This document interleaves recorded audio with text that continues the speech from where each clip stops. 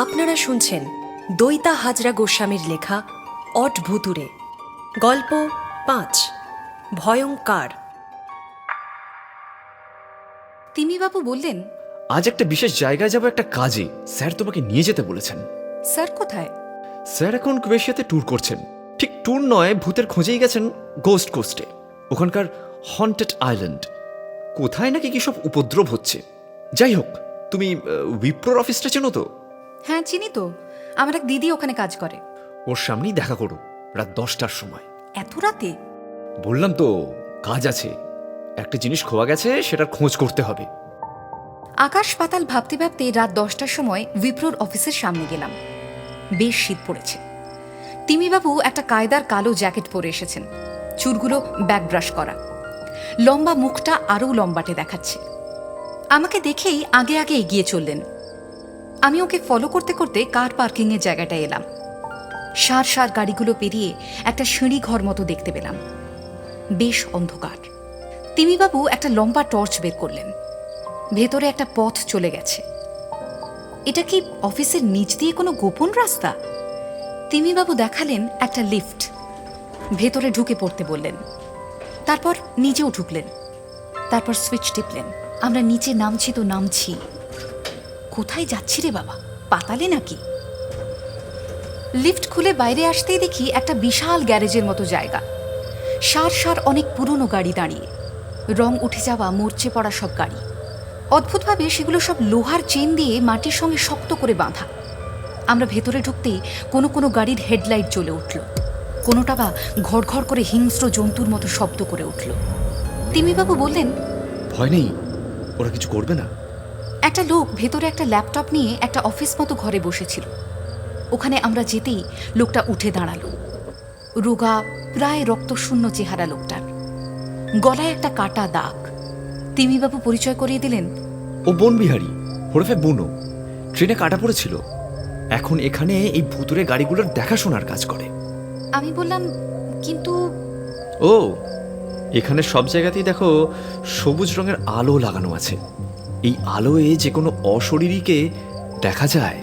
বুনুবাবু নমস্কার করে বললেন, বসুন বসুন দিদিমণি, লাল চা খাবেন? আমি মাথা নাড়লাম। বুনো, আগে বলো জরুরি তলব কেন, কি হয়েছে? তিমিবাবু জানতে চাইলেন। ওই আর বলবেন না, 33 নম্বর আবার পালিয়েছে। সে কি, কি করে? আরে কি করে বলি বলুন তো। আচ্ছা ক্যাশাল, এই নিয়ে 3-3 বার পালালো। মনে হয় একই জায়গায় গেছে। এই এই এই দেখুন ম্যাপ। বুনো ল্যাপটপটা দেখালো। গ্রেট, চলো যাওয়া যাক। বুনোবাবু একটা কালো গাড়ি বের করলেন। এটাও বেশ পুরনো গাড়ি, ভিন্টেজ, উদয়পুরের নাকি। গাড়িটা একটা সুড়ঙ্গ পথ দিয়ে হুশ করে বাইরে বেরোলো। গাড়ি তো চলছে না, মনে হচ্ছে যেন উড়ছে।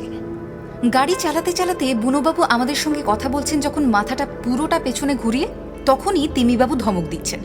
বুনো, সামনে দেখো। বুনো খিকখিক করে হেসে বলছেন, কিচ্ছু হবে না, একেবারে ফাঁকা রাস্তা। আরে বাবা, তোমার কিছু হবে না, কিন্তু আমরা দুজন তো এখনো বেঁচে আছি। এই তো এসে গেছি। এখানে থামাও, এই লেকের ধারে। বাদুর বাগানের এই লেকের ধারে এই গাড়িটা বারবার কেন আসছে বলো তো? এই লেকেই মনে হয় তার রহস্য লুকিয়ে আছে। গাড়ির হিস্ট্রিটা দেখেছো? হিস্ট্রি মানে ইতিহাস?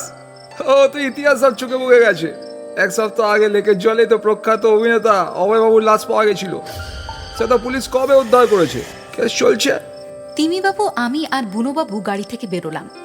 হঠাৎ দেখলাম একটা লোক এদিকেই আসছে। টর্চের জোরালো আলোয় লোকটার চেহারা দেখা গেল না। আমরা একটু দূরে একটা গাছের আড়ালে লুকিয়ে গেলাম। লোকটা হেঁটে এসে লেকের ধারে টর্চের আলো জেলে কি যেন দেখছিল। অমনি ঘড়ঘড় শব্দটা উল্টো দিকে শুনতে পেলাম।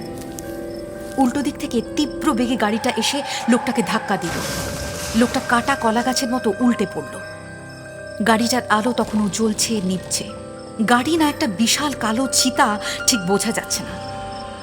বুনো এগিয়ে গিয়ে তার পিঠে হাত রেখে বলল, শান্ত হ বাবা, শান্ত হ। লোকটা গেছে গিয়ে, বডিতে প্রাণ নেই। গাড়িটার গায়ে শেকল পরালো বুনো। তিমিবাবু এগিয়ে গিয়ে দেখলেন লোকটা একটা ঘড়ি খুঁজে বের করতে এসেছিল। ঘড়িটার গায়ে মাটি লেগে আছে। বুনো বলল, এই বেটাই খুন করেছে অভয়বাবুকে। ঘড়িটা ফেলে গেছিল, প্রমাণ লোপাট করতে এসেছিল। পুলিশের ভুল হতে পারে, এই গাড়ির ভুল হবে না কখনো। আরে অভয়বাবুর আত্মাই যে এই গাড়িতে ভর করে। গাড়ির আলো দুটো হঠাৎ দুম করে নিভে গেল। তিমিবাবু বললেন, বুনো, গাড়িটাকে ছেড়ে দাও। ও মুক্তি পেয়ে গেছে, প্রতিশোধ নেওয়া হয়ে গেছে ওর। আমরা আবার বুনোর গাড়িতেই উল্টো মুখে চললাম। আপনারা শুনলেন দৈতা হাজরা গোস্বামীর লেখা অড ভুতুড়ে। অপরাজিতা নন্দী, শ্রাবণী খাঁ, তিমির বরণ Talapatra, Biswajit De, Buno, Subhadeep Chowdhury. Presented by Talkie বুকি।